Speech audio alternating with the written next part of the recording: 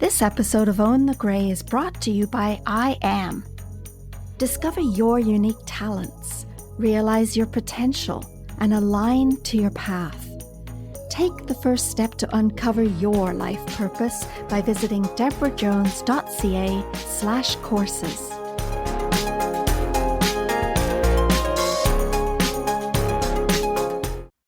Welcome to Wisdom of the Modern Elders series on Own the Grey, where we learn from each other. Over all the years of human existence, it's only for about the past 200 years that most people have gone to anyone other than local elders for solutions to life's problems. Anthropologists tell us that in prehistoric times, the accumulated wisdom of older people was a key to human survival. Not only did the elders, especially the grandmothers, improve the survival chances of their grandchildren by caring for them and finding them food, they were also the source of tried and tested experience. In agricultural societies, the elder was often the only one who knew how his clan's property should be farmed, or how to handle drought or pest infestation. Without that elder's knowledge, they could starve. So consulting older people is really a natural thing for humans to do. Elders have lived through challenges and experiences that have led them to wisdom. Their unique perspective is a valuable lens through which all ages can view their own lives. And their advice seems especially relevant now. In our upturned world, why wouldn't we consult people who have held themselves and their families together in much worse times? You may remember Mary Morrison from episode 10, entitled Losing Yourself in Caregiving, when she shared her wisdom about the importance of caring for yourself. She's a business coach and a master life coach who imparts the wisdom from her own experiences to help others navigate their life more easily. And since she just turned 75, I wanted to know what I could look forward to. Come and join us. Let's learn something. Welcome to Own the Grey, a podcast to dispel the notion that aging is undesirable and setting new, positive attitudes. I'm Deborah Jones, and I believe you can be vibrant and healthy throughout the best years of your life. So, Mary, you just had a 75th birthday, and I'm curious, what is it like to be 75? Absolutely fantastic. My slogan now is 75 and alive, because a lot of people are not fortunate enough to get to this stage, and I'm thrilled to be here. We were chatting about it earlier. You were saying how excited you are about what's coming up in your life. Would you like to share why? I feel like this will be the very best chapter of my life. I've had a lot of learning curves along the way, a lot of challenges that I've overcome. I look in the mirror and I like the person I see. I think probably acceptance is one of the biggest things. Getting rid of expectations, thinking that this is the way it should be. Looking more at life as a wonderful reality. And there are certainly some things at 75 physically that I can't do that I could before. But here's what I know. Over the last 2.5 years, I've had 2 hip replacements and I'm waiting for a new knee. So mobility has been hampered quite a bit, but I'm still a happy camper. It's up to us. This happiness is an inside job all the way. You talked about acceptance. What do you feel we need to accept? I think be blessed that we've reached this age. You know, we should seek support. Reaching out is really important, but also there's no reason not to be independent. I think that so many things that I thought I should be able to do, and maybe I can't now, and that's okay. Acceptance of our body, just understanding that life can be a joy. It's up to us with our attitude.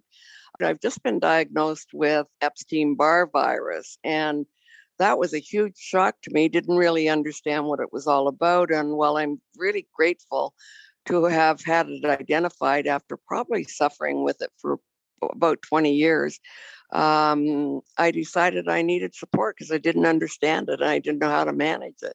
So I reached out and I found an Epstein-Barr support group, which is absolutely fantastic. And it turns out that some of the things I've been doing are things that are going to help other people that aren't managing it as well. And I guess that has a little bit to do with my spirituality, that I meditate, that I know enough to get quiet to get the answers. So hang on a minute. What is Epstein-Barr virus? Well, it is actually from the mononucleosis family, but it has many forms. And I guess since menopause, I have really struggled with energy. Always was a go, go, go girl and had tons of energy, but a lot of things changed. And as if I woke up and my wiring had changed. And it didn't matter whether I went to allopathic medicine or naturopathic medicine. No one could really figure out what the deal was. Definitely had an underactive thyroid and weight gain.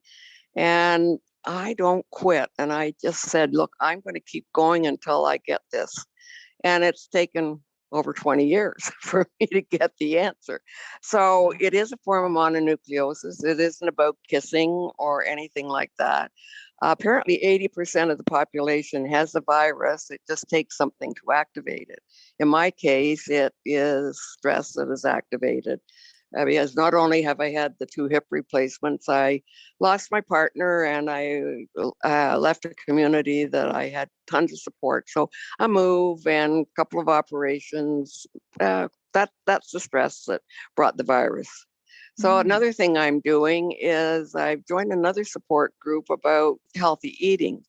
And from, everything is from scratch. And with this age thing, sometimes we have to give up a few things that we absolutely loved. And making that adjustment, I realize, especially living alone, is a challenge to make nutritious and healthy meals. So learning from this support group is just amazing. I have a Facebook group now with friends and gals who are going through exactly what I'm going through and are struggling with weight or with high blood pressure or all sorts of things. And the whole point behind this program is to lower your blood pressure, make your thyroid work better, all of these things to help our organs. And I'm a newbie at it, but I love the support, and it feels good to me that I can give support back because each of us has a different idea about how to do things or a different recipe. Mm-hmm. So joining a community of people that are experiencing what you're experiencing is a real boost to the way you feel about what's going on, I would imagine. Well, absolutely, because this mobility or lack of mobility it could have been a very lonely existence. I live in an apartment now, and that's a big change for me. But I'm probably one of the younger people in this community. Everyone is supportive, and I'm now finding ways to be supportive back. And if we can just do one little thing in a day for someone else, it can make a huge difference in a person's life. It certainly has in mine. Wow.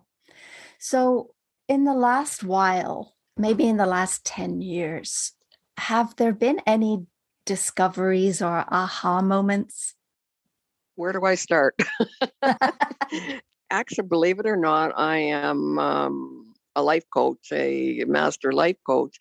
And I was doing that and couldn't for the longest time, hope that I still will be able to.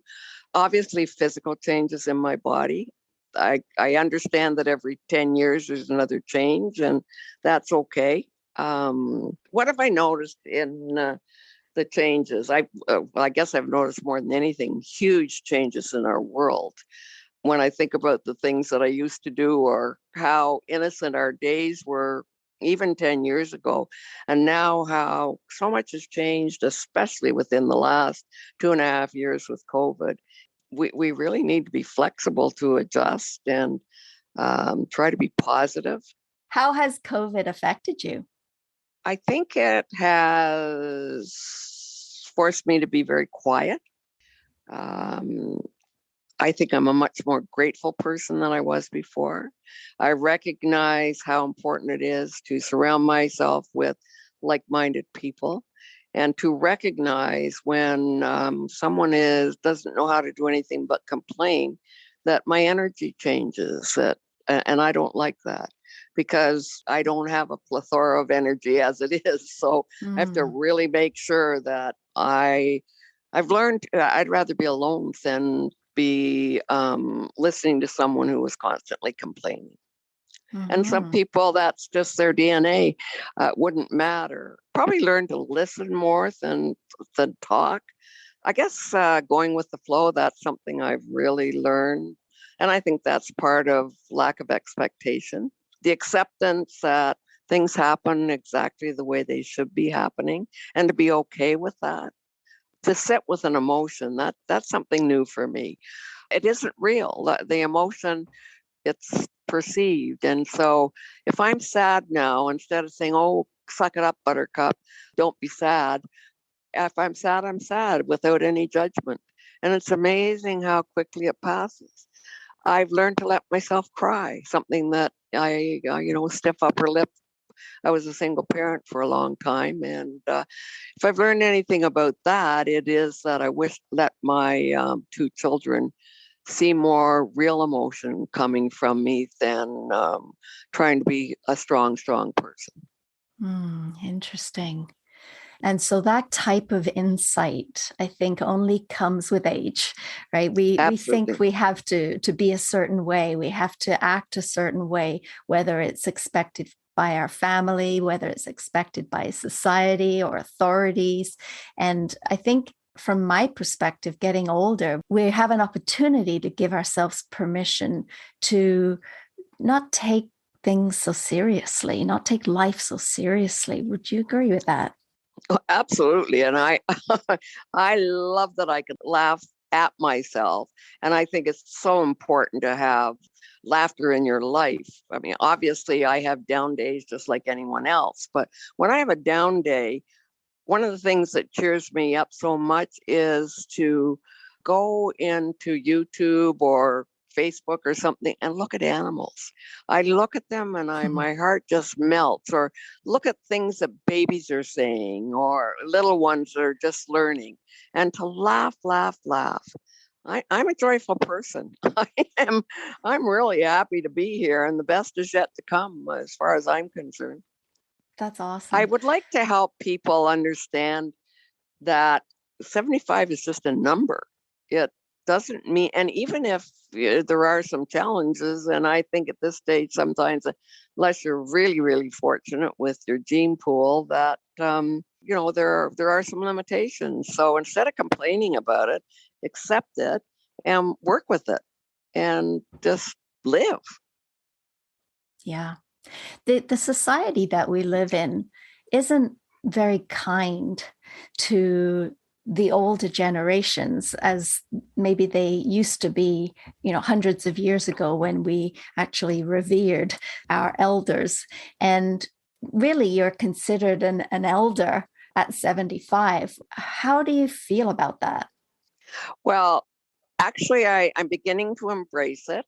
At the beginning, thinking of myself as an elder kind of bothered me. And then I realized that in a lot of societies, elders are the people that are looked up to and respected.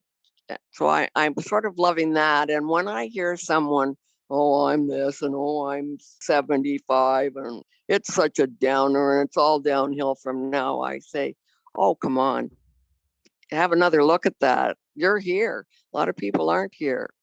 Embrace your life, enjoy it. But you're right about the community. I remember taking my aunt, who was an amazing woman, had a master's, had traveled the world, and I took her to deal with her telephone bill.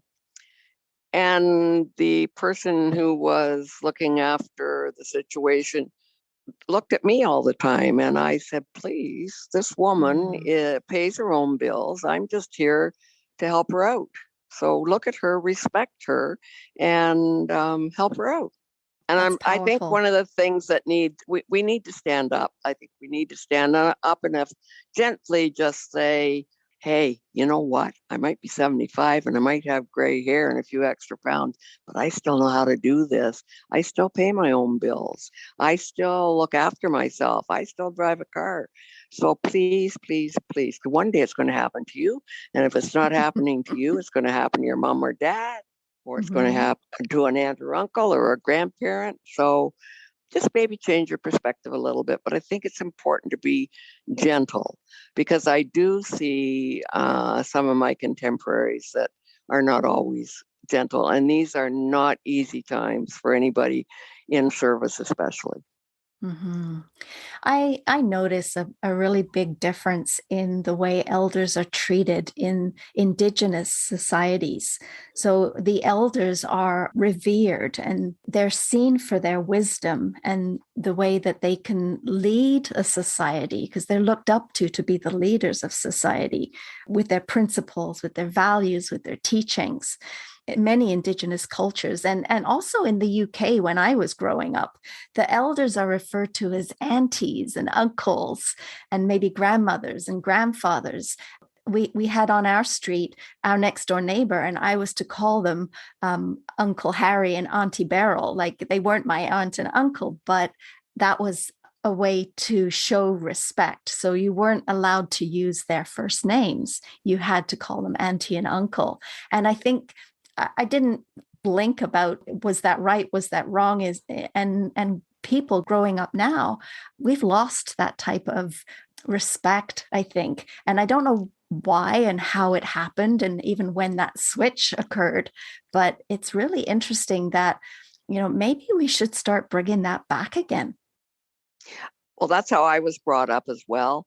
And I love it. And I think that somehow, if we could set examples that how that respect should be, again, I still feel like there's a teacher in me that would like to, and I recognize also that I am a leader. And somehow or other, I'm not sure how I'd like to deal with the aging population, help people understand and embrace what's happening. I look at my grandchildren, and I guess I have been a pretty good example to them. They tell me that they love the way I'm aging, that I inspire them. My grandson at, at his work at Lululemon said, hey, do you know what? My nan's doing a podcast. What do you think about that? She's 75. So they're pretty proud of me. And That, that that makes me feel good. well, yeah. I mean, it's really podcasts aren't as scary as they sound, are they? Really? No, they're not at all. And there's another thing I've learned. Ego. Get rid of that darn thing as much as you can because it's just a pain in the butt. Every time I recognize that it's sitting on my shoulder, I say, "Okay, you're going into a paper bag and you're done. I'm not having to do with you." Because really, I think we come to this earth to learn to love and to be love. And the ego doesn't like that at all. The ego would like to, it worries about how big your car is and if you match up with this person or that person. I love the fact that I'm an individual and I don't compare myself to anybody. I love that comparison thing, which is never it never turns out well, does it? Absolutely, absolutely not. I mean, each blade of grass is different. Each star in the sky is different. Why wouldn't you and I be different and learn to embrace it? And I didn't fit in as a kid, and that used to bother me. It doesn't bother me in the least now. I just find my own tribe. We were talking, Deborah, about the different societies that embrace elders, and I do believe the Asian population most definitely does. Yeah, they I could like teach us a that. few things. Exactly. Well, Go ahead. absolutely. And the other thing, sometimes think, oh, don't tell me my mother or my father is going to have to live with me. I don't necessarily think that that's always a healthy thing, because right now we are working with a sandwich generation, and people oftentimes have young children, jobs, and an elder to look after, and that can be really challenging. So I think that most definitely, with my partner who had dementia, the two together, we took the responsibility of making sure that he's going to be looked after, that his family way too busy to do that, and when the time came that I couldn't, that we were prepared. So I do think that's one responsibility that's really important, not just to say, oh, well, my kids will look after me. Mm. And that's a whole, I think that's a whole podcast is talking I about. think you're right about that one. Maybe Absolutely. we'll pick. I think we did at one time, didn't we, about being a caretaker? Well, we did. That's right. That's right. You were part of the caregiver podcast and the stresses and the issues. But I think, I mean, there's so much more that we could talk about, touching on the fact that, at 75, I think you have a choice, don't you? You have a choice whether to see it as a positive and to be hopeful and look in the forward direction, or to see it as a negative and look in the past and live in the past and wish you were back in the past and things like that. Do you have any tips or advice as to what you think worked well for you? Well, I guess, there's so much discussion in the spiritual world about the importance of living in the moment. And that's been probably one of my biggest learnings. And I always come up with analogies, it seems. But I say to myself, Mary, you would not look in the garbage to try to find something. Why would you go back? I mean, you have either some negative or positive things that happened in your past, but your past is what made you the wonderful human being you are today. And so don't go back there. And we don't know what's going to happen tomorrow. So make the most of every single day, because at this age and stage, anything could happen. That's great advice. It is. And living in the moment. I tell my clients all the time, there really is only one moment, and it's now. The only moment that's real is now. The past is gone and the future isn't here yet. And so what's really important is what you do with this moment.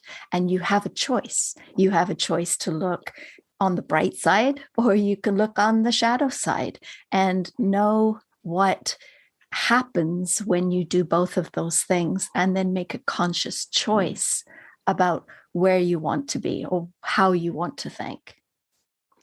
Absolutely. And it's obvious what choice I've made. And I'm so glad. And I think, when I look in my past, a lot of loss in my early life of family.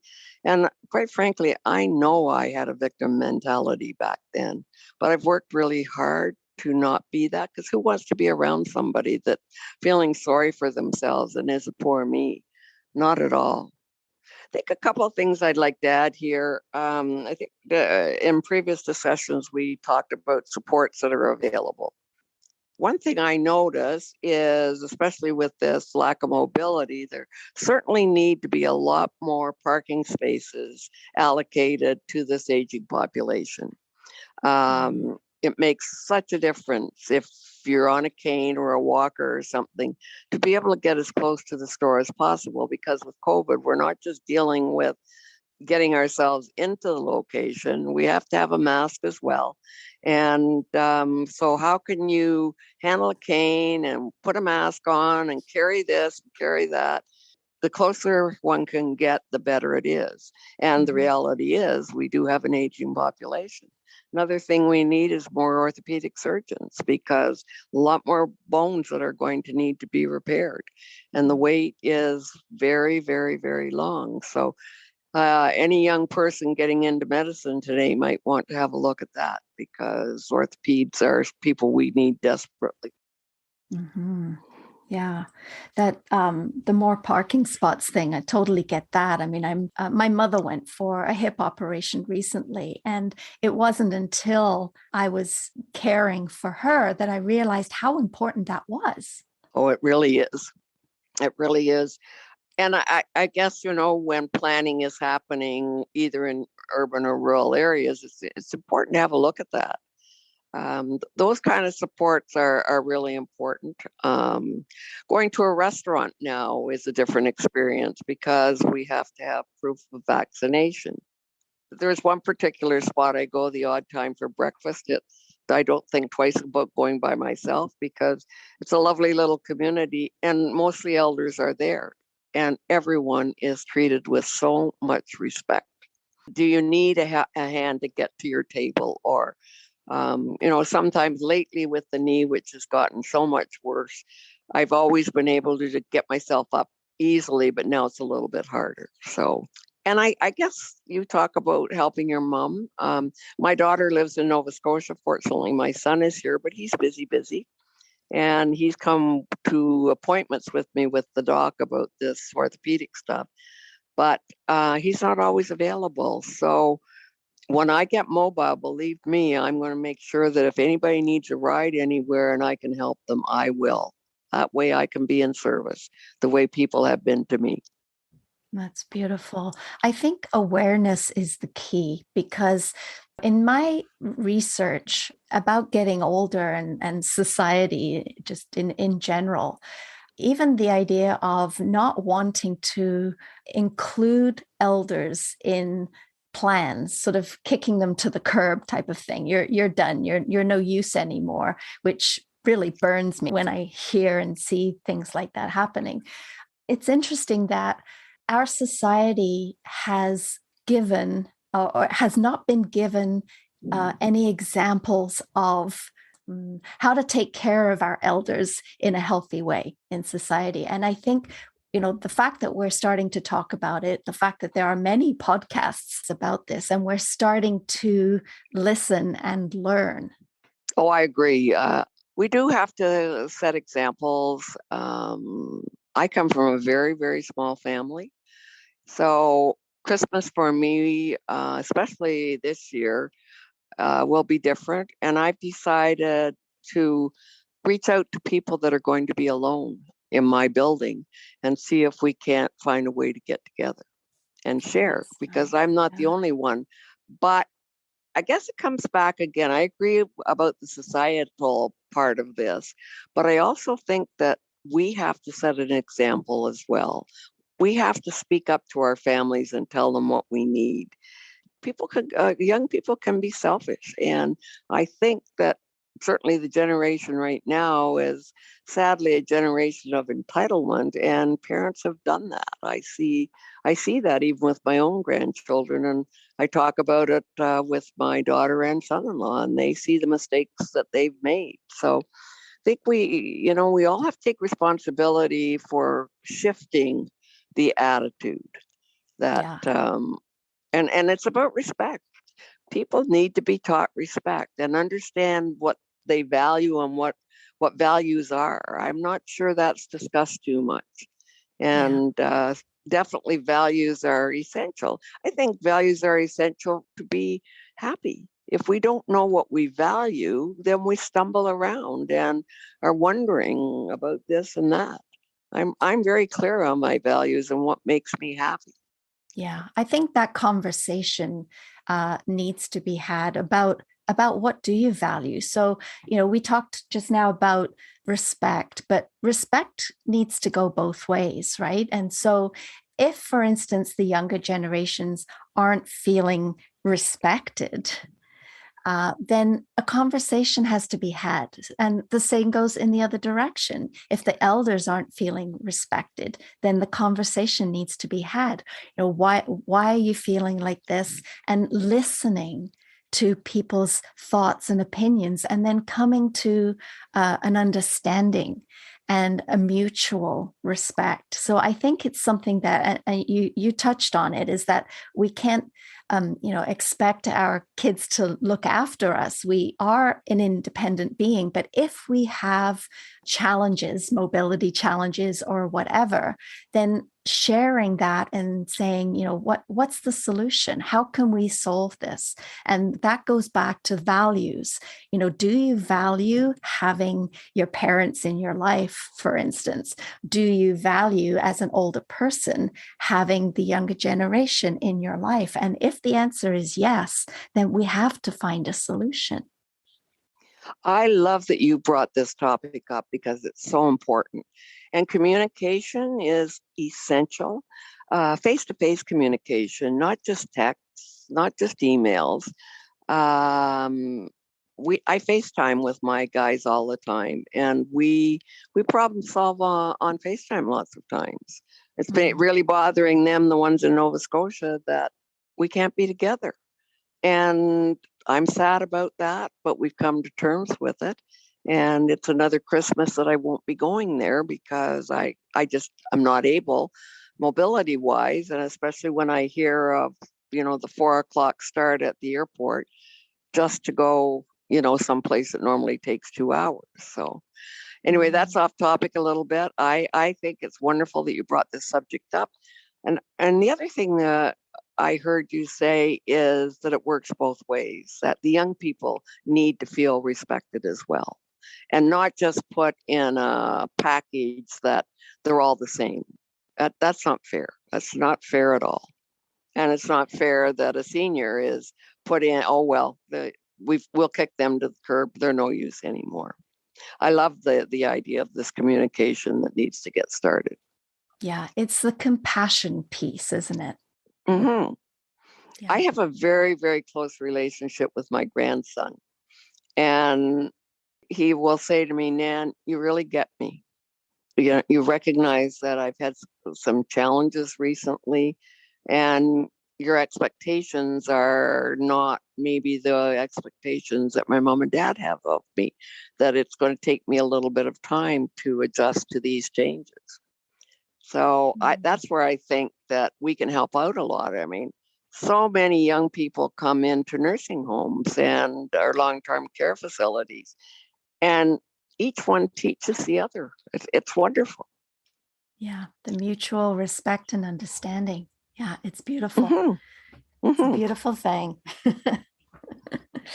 So I have one last question. If you were to make a statement to the world about who you are, what would you say?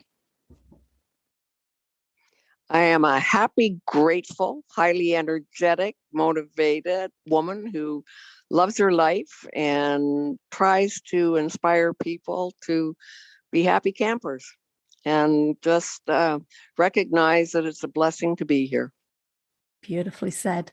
Thanks for sharing that, Mary. It's been great talking to you today. Always wonderful to talk with you, Deborah. I love the work you do. And thank you so much for valuing me enough and respecting me enough to include me in this podcast. You are welcome.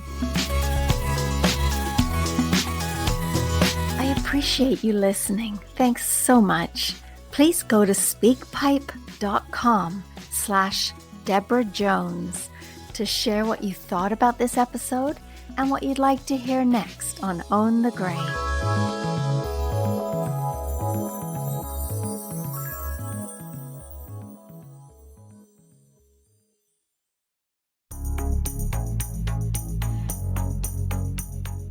This episode of Own the Gray is brought to you by I Am. Discover your unique talents, realize your potential, and align to your path. Take the first step to uncover your life purpose by visiting debrajones.ca/courses.